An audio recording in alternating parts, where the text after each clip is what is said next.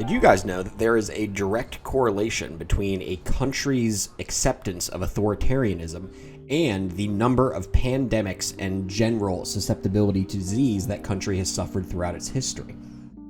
And by the way, if you want the dumbest phrase a pseudo-intellectual can say, it's correlation doesn't equal causation. Sometimes it does. That's why things are correlated sometimes. And the weirdest part when I learned this fact was it wasn't just something that's from random study from the anthropology department at Harvard came up with. It was like everybody in the anthropology field agrees that this is a known correlated fact. And that sort of blew my mind. It sort of explains a lot. Like, the guy I was listening to speak about this actually said that this is why China has a natural affinity for authoritarian regimes, mainly because they have dealt with pandemics consistently and disease consistently throughout the history of China. Thank God they're a modern country today and we don't have to deal with that anymore, right? Anyway, let's start our oppression of the demons with a poison build full of disease. Yeah, there's a transition for you. So, there's a few ways to build this, and before I start, I want to direct you guys over to Calalex's channel, because he was the one who actually, I was trying to get this Shadow Killer to work because it was awesome, and I simply couldn't, and Pierce does rule all, so unfortunately, even though this is an awesome Shadow Killer, a 3-socket Shadow Killer with Pierce is better for dual wielding for my testing. I'm also going to test the Headhunter's Glory when I get some more facets, but the reason I'm showing this as an incomplete build is because the offer crowd is starting to go insane, the season is dying, and I can't even find 5-3 facets to get the rest of my buff gear filled out. So I might not even finish this build, but that happens every season, so it is what it is. I'm just not paying a Vex for 5-4s, that's insane. Anyway, let's go over the gear. If you're going to build a Whirlwind Assassin, you obviously need a Chaos Claw. That's going to set you back the ohm at minimum, and that's what gets your build started. In terms of getting the rest of the gear up, you just want PDR to survive. That is your first and only thing that you want to focus on while you're gearing up elsewhere. For me, I have a 3-socket Crown of Ages. I do have negative 45 Rec Jewels in there that are not necessary because I'm an idiot. And forgot occultists have high strength requirements, so I have to replace those probably with poison facets at some point. And Atmas for the amp, and cannot be frozen on that. Mermans, because we have bad run walk. I was desperately trying to get burst of speed to work with this build, and it does with Calalex's build. Go check out his.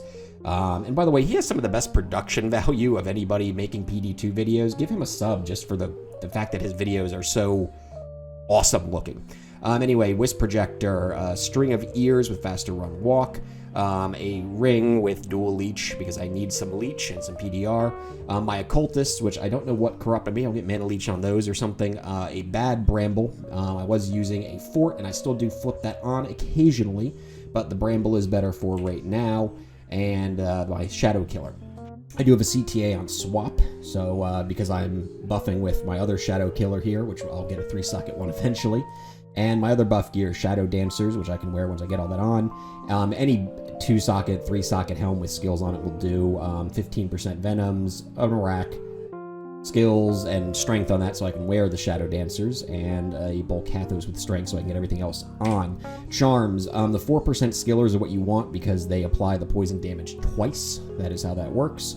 I had to replace a few of them because I needed a couple bits of res here and there, which is perfectly fine. So again, there's multiple ways you can do this. It is a physical mixed with poison build, and what that means is you don't really need the amp, you don't really need really anything. You can go either route, it's just eventually the poison damage gets so high that it just takes over as being better than the physical, and I was desperately trying to get a physical build to work because I hate pre-buffing.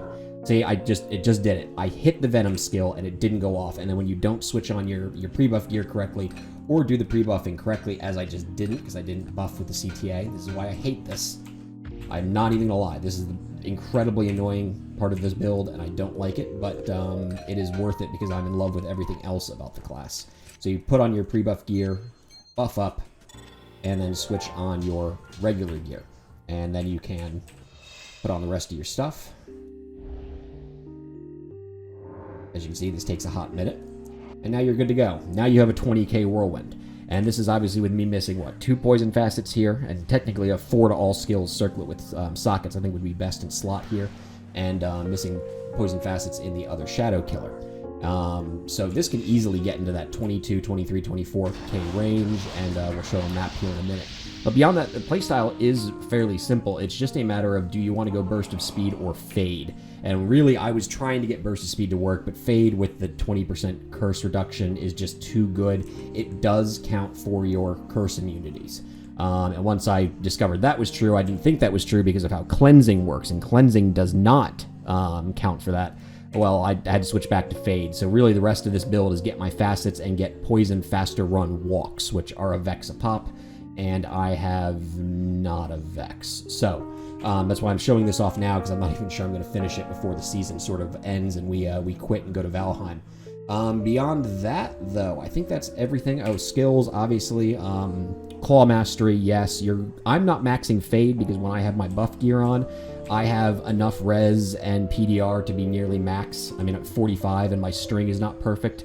And I can get a Bulk Kathos with Mana Leech eventually, so I don't actually need to max Fade, but you will generally max Fade, max Venom, and max Cobra Strike. And the rest of it's up to you. I did max Shadow Master and dumped into Fade, but that's just because my gear is up. 1 point in all of the traps on the side here to get your Blade Shield. I will tell you, if you do run the Burst of Speed, your Blade Shield is a trap, so it has an IAS requirement for it. And one of the good things when I was on the Burst of Speed, the physical aspect of the Blade Shield really kicked off more, and you could feel it. It is incredibly slow right now because I have no IAS on this build, but it's still extra damage, as you can see. Yeah, it's worth 4k damage, so even 1 point is definitely worth throwing it in there. So you got a 20k Whirlwind, 4k on the Blade Shield going off too, a mix of physical and poison and amp damage. So this can run just about anything. On the Merc, I am running the Pride and Templar's Might and just stuff to keep him alive. I will tell you that playing a Whirlwind class, I wanted to get Act 1 Vigor to work, and I just can't get her to survive. You really got to have the Act 2 Merc, or he's not going anywhere, and I still got to get his res up a little bit to keep him alive consistently. But that's why I maxed Shadow Master, because generally when the Shadow Master is alive, the Mercenary will stay alive too.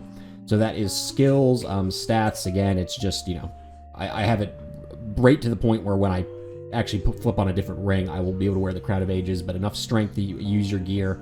I got to like 1500 life because I was just having problems surviving. Once I got that PDR up, it wasn't so hard. And rest your points into Dex. You will struggle a bit with AR on this build. So like I had a PDR Merc for a while. Remember, the defensive Mercs give 9 PDR, the Defiance ones.